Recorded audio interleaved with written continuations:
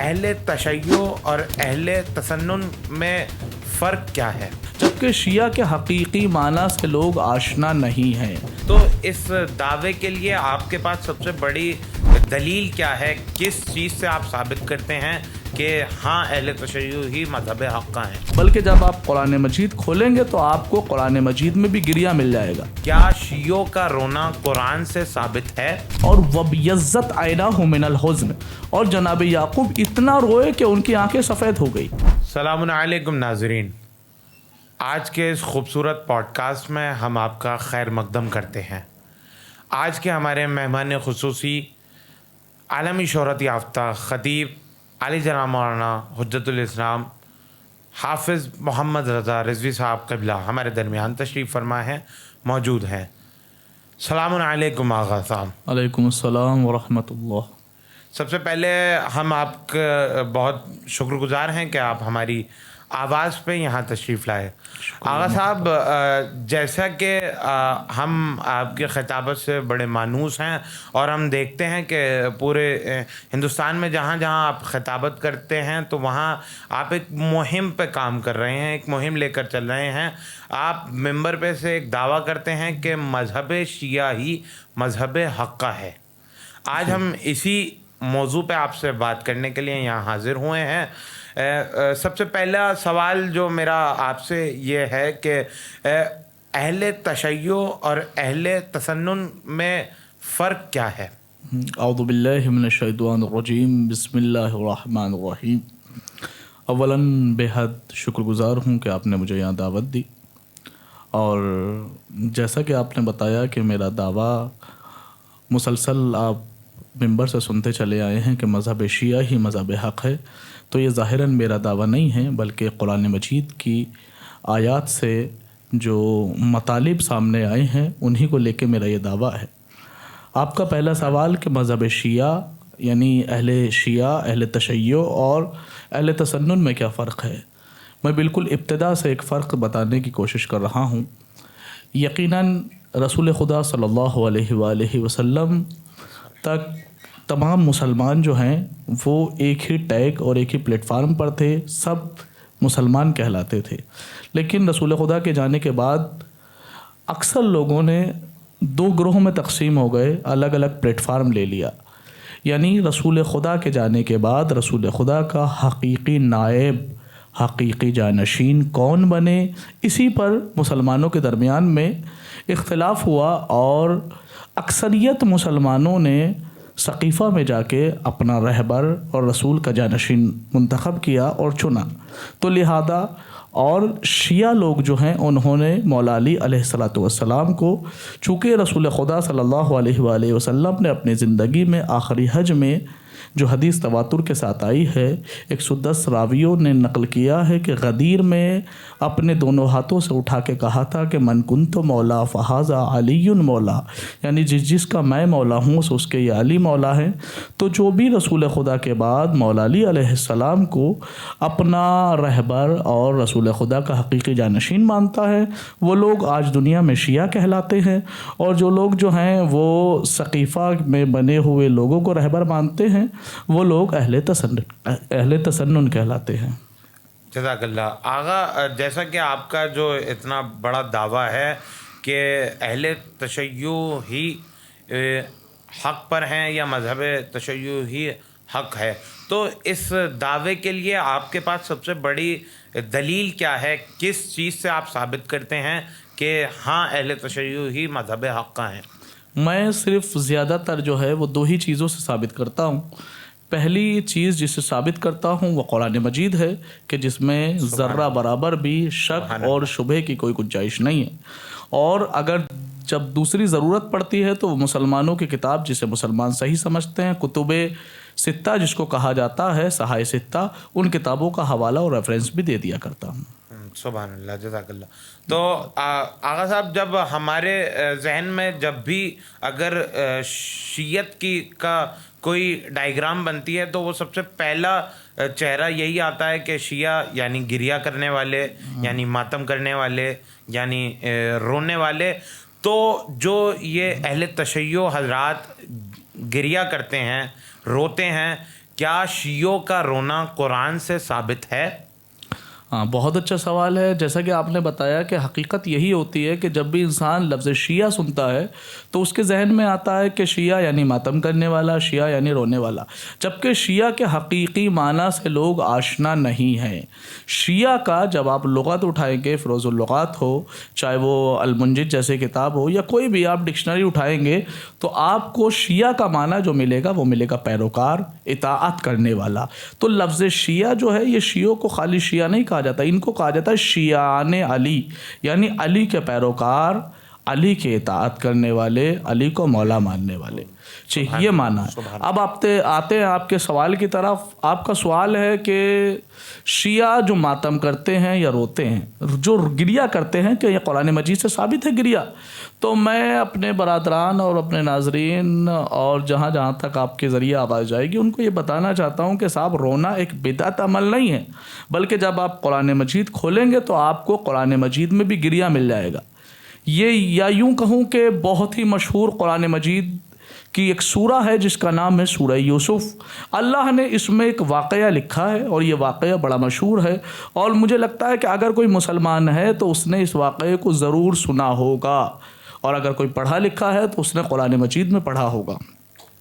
آپ جب قرآن مجید میں سورہ مبارک یوسف کو کھولیں گے، قرآن مجید کا 12واں پارہ، تو اس میں دیکھیں گے کہ وَتَوَلَّى عَنْهُمْ، جناب یعقوب علیہ السلام کی منظر کشی کی ہے قرآن نے، کہ جب ان کے بھائی جناب یوسف کو کنویں میں ڈال کے آ گئے اور آ کے کہنے لگے کہ انہیں جو ہے ایک بھیڑیے نے کھا لیا ہے، تو جناب یعقوب نے ان سے چہرہ گھما لیا.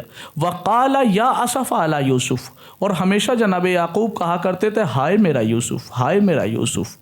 اور وَبْيَضَّتْ عَيْنَاهُ مِنَ الْحُزْنِ، اور جناب یعقوب اتنا روئے کہ ان کی آنکھیں سفید ہو گئی. پہلا جملہ یا اسفا علی یوسف، جب قرآن مجید کہہ رہا ہے کہ یعقوب جیسے نبی یا اسفا علی یوسف کہہ رہے ہیں، یعنی ہائے میرا یوسف کہہ رہے ہیں، جب یعقوب کا ہائے یوسف کہنا جائز ہے تو پھر ہمارا ہائے حسین کہنا کیوں جائز نہیں ہے؟ پہلی چیز.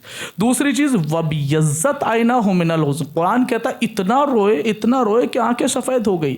جب جناب یعقوب کا گریہ قرآن مجید سے ثابت ہے، جب یعقوب علیہ السلام جناب یوسف علیہ السلام پہ گریہ کر سکتے ہیں تو پھر ہم امام حسین علیہ السلام پہ گریہ کیوں نہیں کر سکتے؟ لہذا ہمارا گریہ قرآن مجید سے ثابت ہے. جیسا کہ آپ نے جناب یعقوب کا گریہ قرآن سے بتایا، تو اس کے پیچھے جناب یعقوب کے گریہ کرنے کے پیچھے اس کی اصل وجہ کیا تھی؟ آپ وجہ بتائیں، ہمارے ناظرین تک وہ وجہ بھی ضرور پہنچنی چاہیے. جی، اچھی بات ہے آپ نے پوچھا کہ اصل میں وجہ کیا تھی، جناب یعقوب علیہ السلام روئے کیوں تھے. دیکھیے کہ یہ واقعہ مجھے زیادہ ڈیپ میں جانے کی ضرورت نہیں ہے. بات یہ تھی کہ جناب یعقوب کے کچھ بیٹے جناب یوسف علیہ السلام کو لینے کے لیے آئے تھے کہ بابا انہیں ہمارے ساتھ بھیج دیجئے، ہم انہیں سیر و تفریح کے لیے لے کے جا رہے ہیں، اب گھما کے لے آئیں گے. اجازت بالآخر جناب یعقوب علیہ السلام نے دی، وہ ان کو لے کر چلے گئے. لیکن جو کیا ہے وہ تاریخ میں آج تک موجود ہے کہ ان کے چہرے پہ تماچے مارے جناب یوسف کے، ان کے زلفوں سے پکڑ کے انہیں زمین پہ گھسیٹا گیا، اور بالآخر ان کے دہن مبارک سے خون نکلنے لگا، اور اتنا ظلم کیا کہ انہیں اندھے کنویں کے اندر ڈال دیا. اب تاریخ کہتی ہے جیسے یہ پلٹ کے آئے نا جناب یعقوب کے پاس، آگے کہنے لگے بابا انہیں ایک بھیڑیے نے کھا لیا. لیکن قرآن مجید کہتا ہے سورہ یوسف آیت نمبر 18 میں کہ جناب یعقوب نے وَتَوَلَّ عَنْهُمْ، ان سے چہرہ گھما لیا، روگردانی کر لی، اور کہنے لگے کیا کہا؟ قَالَ بَلْ سَوَّلَتْ لَكُمْ أَنفُسُكُمْ أَمْرًا، کہا مجھے پتا ہے کہ یہ جو تم بات کہہ رہے ہو یہ من میں گھڑی ہوئی بات کہہ رہے ہو. یعنی جناب یعقوب جانتے تھے کہ بھیڑیے نے نہیں کھایا بلکہ میرے بیٹے کے اوپر ظلم کیا گیا ہے. تو جناب یعقوب صرف جناب یوسف کی جدائی میں نہیں رو رہے تھے بلکہ حقیقت بات یہ ہے کہ ان کے اوپر جو ظلم کیا گیا تھا وہ اس ظلم کو یاد کر کے اتنا روتے تھے کہ آنکھوں کی بینائی چلی گئی. تو ظلم کو یاد کر کے رونا جناب یعقوب کی سنت ہے. وہی کام شیعہ کرتے ہیں. جو امام حسین علیہ السلام پہ ظلم ہوا، انہیں کربلا کی سرزمین پہ 3 دن کا بھوکا پیاسا قتل کر دیا گیا، ہم بھی وہی ظلم کو یاد کر کے آنسو بہاتے ہیں. سبحان اللہ. آغا جیسا آپ نے قرآن سے یہ ثابت کر دیا کہ شیعہ گریہ کس وجہ سے کرتے ہیں، اور جب قرآن سے ثابت ہو گیا تو جو قرآن کی اس اہم دلیل کو نہ مانے وہ گویا خدا کو نہ مانے۔ دیکھیے گریہ کرنا ایک حد تک نظر آتا ہے، لیکن ہم جب شیعوں کو دیکھتے ہیں تو وہ گریے سے آگے بھی بڑھتے ہیں، ماتم کرتے ہیں، رخساروں پہ اپنے تماچے مارتے ہیں۔ کیا یہ ان کا ماتم کرنا بھی قرآن سے ثابت ہے؟ ہاں، یہ بھی آپ کا اچھا سوال ہے کہ رونا تو سمجھ میں آتا ہے، چونکہ جس کا کوئی مر جاتا ہے وہ روتا ہے۔ اب دیکھیے چہرے کو پیٹنا یا سینے کو پیٹنا کیا یہ بھی ثابت ہے؟ بالکل، میں اس کا بھی جواز قرآن ہی مجید سے پیش کروں گا، لیکن آپ ظاہراً یہ دیکھیے کہ اگر آج ہمارے درمیان سے کوئی چلا جاتا ہے تو جو اس سے عشق کرتا ہے، اس کی ماں، اس کا باپ، اس کی بیوی، بچے، ان کی کیا کیفیت ہوتی ہے؟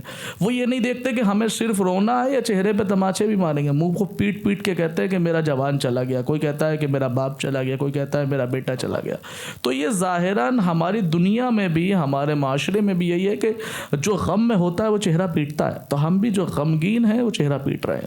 اب آئیے قرآن مجید کی طرف، کیا چہرے کو پیٹنا، اپنے آپ کو اذیت دینا کیا قرآن سے جائز ہے؟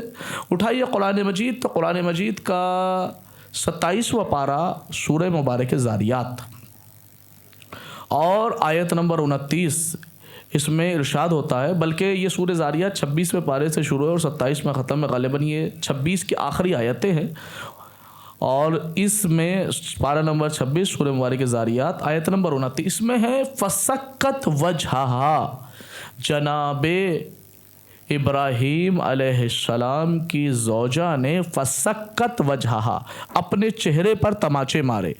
تو لہٰذا جب جناب یا ابراہیم علیہ السلام کی زوجہ چہرے کو پیٹ سکتی ہے، ان کا چہرے کو پیٹنا جائز ہے، تو ہمارا پھر چہرے پہ تماچے مارنا کیسے حرام ہو سکتا ہے؟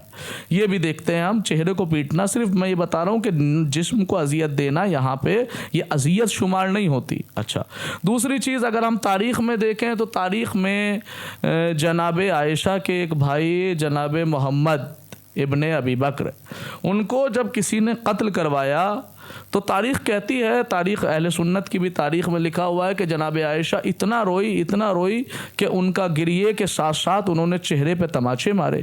اور خود رسول خدا کا گریہ ہمارے سامنے ہے کہ جس وقت رسول خدا کے چچا جناب حمزہ کو شہید کیا گیا اور ان کے کلیجے کو کسی ہندہ نامی خاتون نے چبایا ہے، تو جناب رسول خدا نے گریہ خود بھی کیا ہے، اور تاریخ میں ملتا ہے کہ حکم دیا ہے کہ میرے چچا پہ گریہ کیا جائے۔ تو جب جناب حمزہ پہ گریہ جائز ہے، جناب محمد بن ابی بکر پہ جناب عائشہ گریہ کر رہی ہیں، وہ جائز ہے، پھر ہمارا شیعوں پر رونا امام حسین کو کیسے ناجائز ہو سکتا ہے، اور چہرے پہ تماچے مارنا کیسے، سینے کو پیٹنا کیسے ناجائز ہو سکتا ہے؟ سنتم آغا صاحب، یہ بات تو ثابت ہو گئی کہ جو شیعہ حضرات ماتم کرتے ہیں وہ بھی قرآن سے ثابت ہو گیا، لیکن ایک اہم سوال یہاں پر ایک اور آتا ہے کہ جب وہ حضرات ماتم کرتے ہیں، گریہ کرتے ہیں، اگر ایک حجرے تک محدود رہتا تو ایک حد تک سمجھ میں آتا، شاید وہ خاموشی سے دب جاتا، لیکن وہ اسی عمل کو گلی میں، سڑک پر ایک جلوس کی شکل میں لے کر آتے ہیں، اور وہ جلوس میں ہائے حسین کی صدائیں بلند کرتے ہیں۔ کیا وہ جو ان کا عمل ہے یا جلوس، ان کا جو جلوس نکالنا ہے، وہ بھی قرآن سے ثابت ہے؟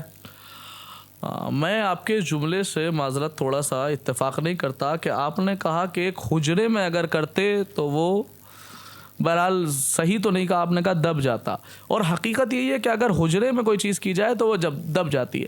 یہ امام حسین علیہ السلام پہ گریہ، ماتم، جلوس، یہ آپ یہ بتا رہے ہیں کہ ہمارے مولا کو بے جرم و خطا مار دیا گیا، ہمارے مولا پہ ظلم ہوا ہے، تو ہمیں لوگوں کو تک بات پہنچانی ہے کہ 1400 سال پہلے ایسے امام حسین علیہ السلام پر ظلم ہوا ہے۔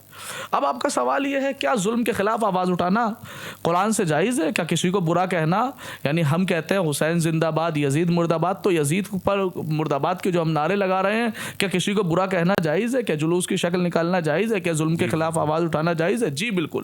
آپ اٹھائیے قرآن مجید کا 6واں پارہ سورہ مبارک نساء آیت نمبر 148، اس میں ارشاد ہوتا ہے لا يحب اللہ الجہر بالسوء من القول الا من ظلم۔ قرآن مجید میں اللہ نے صاف صاف کہا لا يحب اللہ پسند نہیں کرتا ہے کیا؟ الجہر بالسوء من القول، کہ کسی کو برا کہا جائے، کسی کے خلاف آواز اٹھائی جائے, کسی برائی کو منظر عام پہ کیا جائے. اللہ کو پسند نہیں ہے. واقعاً میں آپ سے ذمہ داری لے کے کہہ رہا ہوں, اگر قرآن مجید کی آیت صرف اتنی ہوتی کہ اللہ کو پسند نہیں ہے کہ کسی کو برا کہا جائے تو شیعہ کبھی جلوس نہ نکالتے. لیکن آپ پوری آیت پڑھیے, قرآن کہتا ہے اللہ کو پسند نہیں ہے کہ کسی کو برا کہا جائے, احتجاج کیا جائے, جلوس نکالا جائے, لیکن الا من ظلم, لیکن اگر کسی پر ظلم ہوا ہے تو اس کو حق پہنچتا ہے کہ وہ برے کو برا کہے. بلکہ مظلوم کی یاد میں قرآن کہتا ہے کہ جلوس نکالنا بھی جائز ہے, آواز بلند کرنا بھی جائز ہے. اسی لیے ہم قرآن مجید کی اس آیت پہ عمل کرتے ہوئے زمانے والوں کو بتاتے ہیں کہ امام حسین علیہ الصلاۃ والسلام پر 1400 سال پہلے ایسا ظلم ہوا ہے جس کا جواز قرآن مجید نے دیا ہے. اچھا, آپ یہ بات کہہ رہے ہیں کہ قرآن کہتا ہے کہ مظلوموں کی آواز بنیں یا مظلوموں کے حق میں آواز اٹھائیں. جی. تو اگر ہم دنیا میں دیکھتے ہیں, مسلمانوں کو دیکھتے ہیں, تو ہمیں دکھتا ہے کہ امام حسین کے اس ظلم کو 1400 برس ہو گئے لیکن کوئی آواز اٹھانے کے لیے راضی نہیں ہے. تو کیا آواز, قرآن نے حکم دیا ہے, تو کیا آواز اٹھانا حتماً ضروری ہے؟ احسن تم, یعنی آپ یہ کہنا چاہ رہے ہیں کہ تمام لوگ, مسلمانوں میں اور بھی فرقے ہیں, وہ لوگ جلوس نہیں نکالتے, وہ لوگ آواز نہیں اٹھاتے, پھر شیعہ ہی کیوں آواز اٹھاتے ہیں؟ جی جی. حسن تو بہت اچھا سوال ہے. دیکھیے, ظلم کے خلاف آواز اٹھانا کیوں ضروری ہے اور نہ اٹھانے کے نقصانات کیا ہے. آئیے میں قرآن مجید کو کی وادیوں میں آپ کو لے کے چلتا ہوں. تو قرآن مجید میں 30ویں پارے میں, یہ سورہ ایک ایسا سورہ ہے کہ جو بھی قرآن سے مانوس ہے وہ اس سورے کو جانتا ہے. سورہ شمس, جس میں خداوند عالم نے 7 قسمیں کھائی. بسم اللہ الرحمن الرحیم, والشمس وضحاها والقمر اذا تلاها والنهار اذا جلاها الى آخر.